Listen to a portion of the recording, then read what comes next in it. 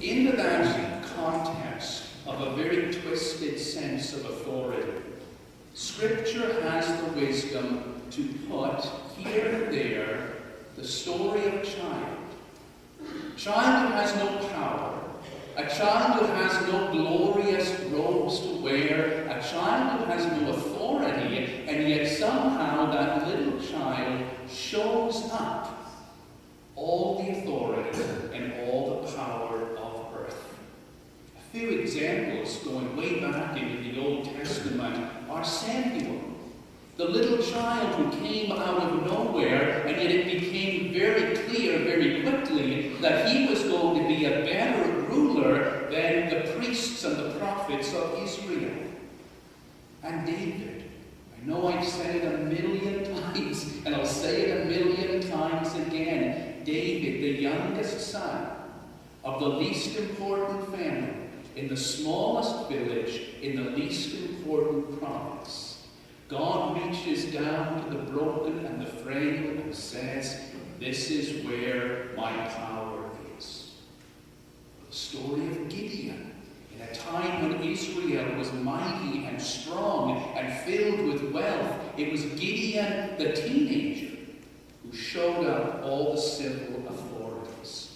Or in the book of the prophet Isaiah, when Isaiah speaks about that great day when justice and mercy shall rule the earth, and he talks about this shoot coming forth up from the stump of Jesse, and remember, Jesse is David's father, so we know what he is saying, and he speaks about how the lion and the lamb shall lie down together, and a little child shall lead them.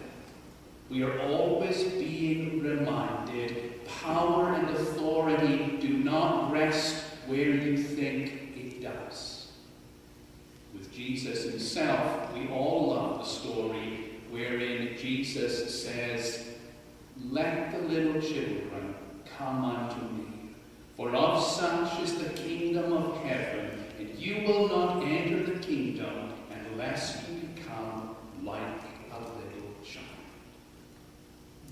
These stories here and there just remind us, be careful of how you look upon authority and power.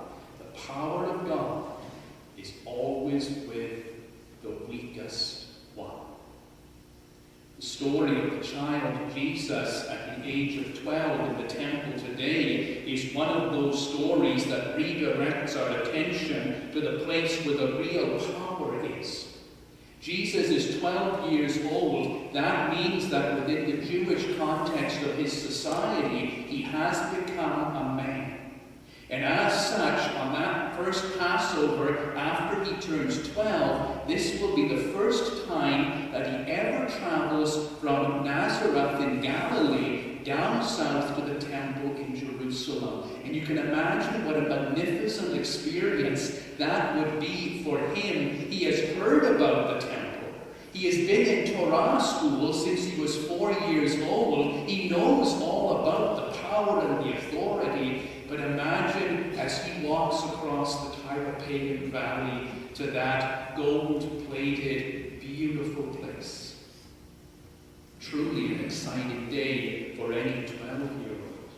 And then when the Passover is over, his parents leave. It would have been quite typical for all of the women to leave first and for the men to leave after. And of course, somewhere in the shuffle, Mary thinks that Jesus is with Joseph. Joseph thinks that Jesus is with Mary. They leave him behind. They go back in a great panic and they search throughout all of Jerusalem for 3 days, wondering where he is. And of course, the last place they go is to the temple, to Herod's temple. And there they find in the court of the men Jesus, 12 years old, sitting down, surrounded by the Sanhedrin, the Council of 70, strangely the same council which in a few years will sentence him to death.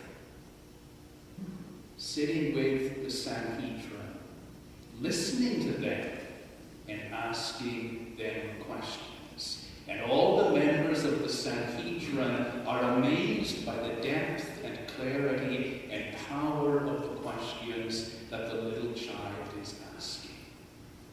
Now, you can make an awful lot out of that story. I think sometimes we go in the wrong direction with it. We make too much of it. We say, look, this proves that Jesus was God. I don't think that was ever the intention of the author.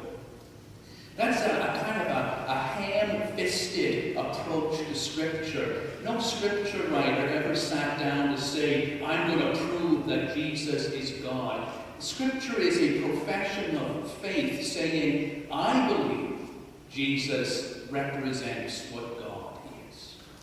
The other thing is, it's revealing that Jesus was somehow incredibly powerful and wise even at the age of 12, but we need not think that.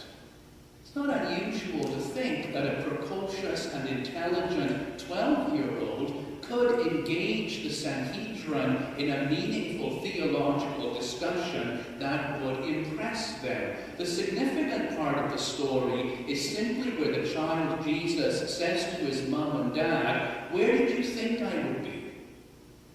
I had to be in my Father's house. Now, it's not that Jesus is being a smart aleck or being disrespectful of his parents. And the author of the story is very careful that at the end of the story he says Jesus returned to Nazareth with Mary and Joseph, and he grew up in obedience to them. It's again simply telling the story. Even when you have the Sanhedrin, all the wisdom of Jerusalem gathered in a circle, a 12-year-old child can still engage them in discussion intelligently about issues of theology and religion and spirituality and the church. And we always have to remember that we, no matter how hard we have studied or worked on our faith, really are not much better equipped to understand God than the little children who march in here every Sunday. Can you imagine if you were to get together all of the greatest theologians on the planet, all the great philosophers and all the great professors of religion, and put them on one side of the room and say, now we're going to have a contest. We have all the theological wisdom in the world on one side, and we're going to bring in a 5-year-old child. And we're going to see which of you knows most about religion and theology. And in order to make this a fair contest, we're going to allow the 5-year-old child to ask the first question. And you might look at that terribly unbalanced situation and say, well, isn't it obvious that all of these theologians and philosophers know more than the little child, and they're going to win in this contest? But the little child, having the chance to ask the first question, opens her mouth and says, what is God? And after 10 years of discussion amongst themselves, the theologians come back and say, well, we're really not sure. Sorry. And then the little child would ask the second question. What does God look like? Where do we go after we die? Why do the wicked prosper and the righteous suffer? And if the theologians have any honesty or integrity, they would hang their heads in humility and say, we really aren't sure.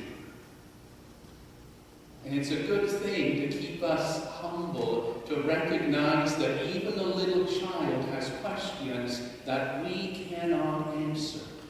And what that does to us is that it keeps us meek and humble. And even though we should always be striving and working on our faith and trying to understand, in the end, we should all have the integrity to say, I did the best that I could.